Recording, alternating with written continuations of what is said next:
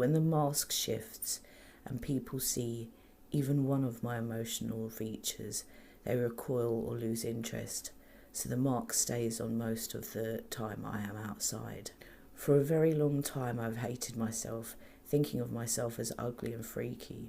I had no good opinion of myself at all. I hated my weight and my body in general. I felt disgusted at myself. I hated that I sweated so much or that my breath stinks. Unfortunately, when you're told over and over that these things are a source of amusement and ridicule, then you end up believing you deserve to be treated like that. I've reprogrammed myself to understand my love of food and my comfort in food are two different things completely. The comfort element is because I was trained in keeping quiet and keeping myself busy, was rewarded or bribed with snack food and drink. Of course, this isn't an altogether bad thing, but you increase the amount I was eating as I needed more to satisfy me.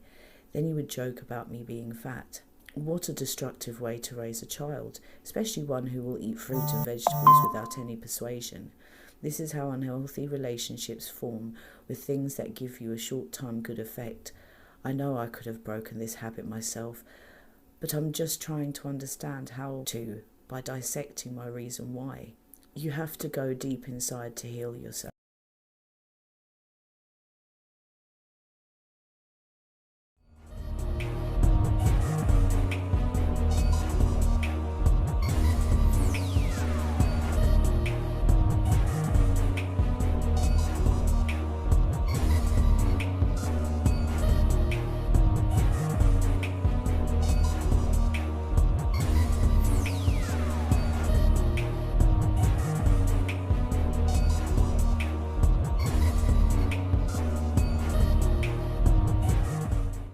Mummy.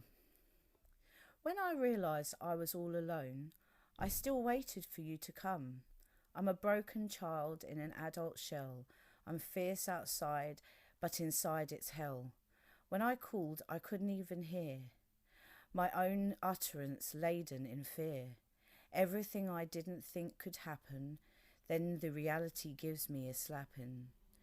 This is the gift that you gave me, built over years since I was a baby. And now I stand up, you deem me as crazy. I'm dirty and nasty for speaking with honesty. I really should seek help. You mirror yourself on me. I didn't need a friend. I needed a mummy.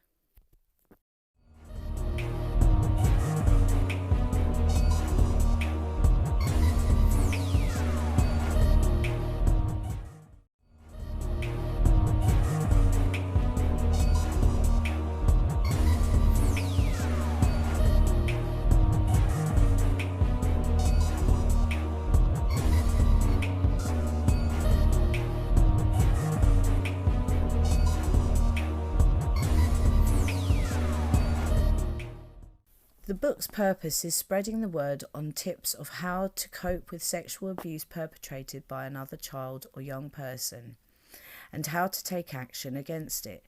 You see, when we send our children out into the world, we trust that people we send them to are going to look after them without any prejudice or malice.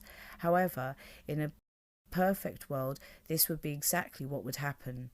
We also assume that who they spend time with are loving, caring and protective. Again, in a perfect world, that would be what was happening.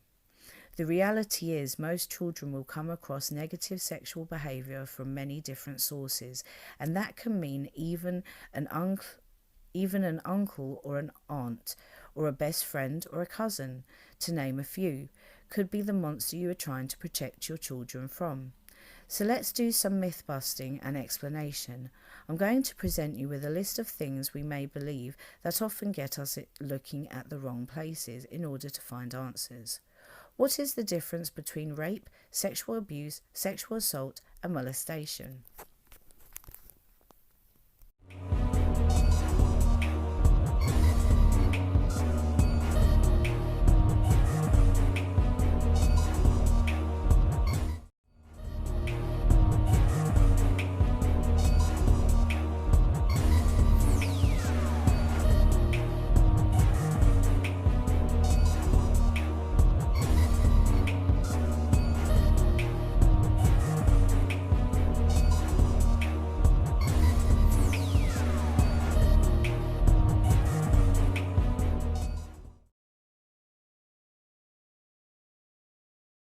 Productive ways to keep safe mentally. Important notice. I am going to be very blunt and very open with my own battles. At this stage, I would like to insert a quick trigger warning. This chapter may be difficult to read at points, and I would advise you to take your time in reading it. However, I will not dwell on dark details, but I will mention difficult topics. Tip 1. If you are a person who finds it hard to cope with your mental health and sometimes can feel so low that the only release is pain and thoughts of death, self-harm is something I have been plagued with for many years, and thoughts of being better off dead. Actually, since a child, I found feeling my way around negative emotions was hard and usually resulted in acts of pure rage. It started off with outward displays I would do by myself, using a pen and scrawling aggressively until I cut through the pages. I would also pull my hair and bite myself in the absence of anyone else. Scratching and pinching was other ways. As I grew older, I became aware of other ways to harm myself. It went to a dark space of self-hatred and self-flagellation.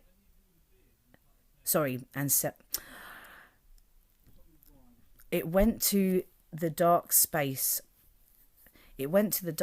of self-hatred and self-flagellated using knives and blades. I used to use the fanciful reason, if someone were to ask why I did it, that it was a release.